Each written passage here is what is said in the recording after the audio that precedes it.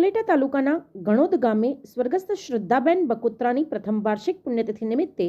Operation સિંદૂર દરમિયાન ઘવાયેલા ભારતીય સેનાના જવાનો માટે મહારક્તદાન કેમ્પનું આયોજન કરાયું. રાજકોટ જિલ્લાના ઉપલેટામાં રહેતા અને વર્ષોથી ગણોદ ગામના શિક્ષકની નિષ્ઠાપૂર્વક ફરજ બજાવતા ડોક્ટર સુભાષભાઈ બકોત્રાના પત્ની સ્વર્ગસ્થ શ્રદ્ધાબેન બકોત્રાની પ્રથમ વાર્ષિક પુણ્યતિથિ નિમિત્તે ગણોદ ગામમાં મુરલીધર આહિર સમાજ ખાતે એક ભવ્ય રક્તદાન કેમ્પનું આયોજન કરવામાં આવ્યું હતું. આ પ્રથમ મહારક્તદાન કેમ્પ ગણોદ, નીલાખા, તણાસવા, મજેઠી સમસ્ત ગ્રામ તથા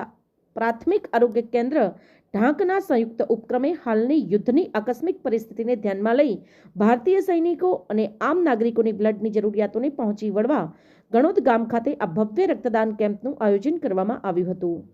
સાથે સાથે પર્યાવરણની જાળવણીને ધ્યાને લઈ દરેક રક્તદાતાઓને ફૂલ ઝાડના રોપ અને ચકલીઓના માળાઓનું વિતરણ કરવામાં આવ્યું હતું.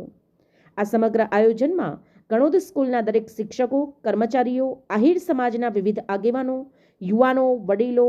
મહિલાઓ સહિતના લોકો મોટી સંખ્યામાં ઉપસ્થિત રહી જરૂરિયાતમંદ લોકો માટે બ્લડ ડોનેટ કરી દેશ પ્રેમની ભાવના અને ભારત દેશના વીર જવાનોની રક્તની જરૂરિયાતને પહોંચી વળવા વધુમાં વધુ રક્ત એકત્રિત કરી પોરબંદર સિવિલ હોસ્પિટલને સુપરત કરાયું હતું.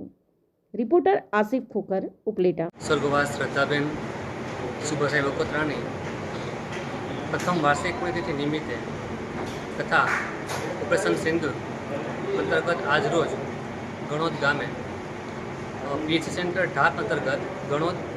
મજેઠી, તણસવા ગામ અંતર્ગત આજે ગણોદ આહિર સમાજ ખાતે બ્લડ કેમ્પનું આયોજન કરવામાં આવેલું હતું, જેમાં આશરે 60 જેટલી બોટલો જે આવેલી છે, જેનો ઉપયોગ આપણે દેશ માટે જે પોતાનું તન આપી રહ્યા છે, જે ઘડવૈયા, એના માટે ખાસ ગામના લોકોએ, આજુબાજુના ગામના લોકોએ બધા ભેગા મળી અને જે એનો કિંમતી સમય આપી અને દેશ માટે તન, મન અને ધનથી કોઈ પહોંચી વળે કે ના વળે, પણ લોકો આજે લોહી આપીને જે ઘવાયેલા સૈનિકો છે એને કામ આવે એ અંતર્ગત હતા બીજા કોઈ અન્ય વ્યક્તિને પણ જરૂર પડે લોહીની, એના માટે ખાસ આ કેમ્પનું આયોજન કરવામાં આવેલું હતું અને આશરે 60 જેટલી બોટલ લોહીની થઈ છે અને સિવિલ પોરબંદર વાસી હોસ્પિટલ સિવિલ જે બ્લડ બેંકનો સ્ટાફ અહીં આવી અને લોહી એકત્ર કરી અને તે પોતાની સંસ્થામાં લઈ જશે. આભાર.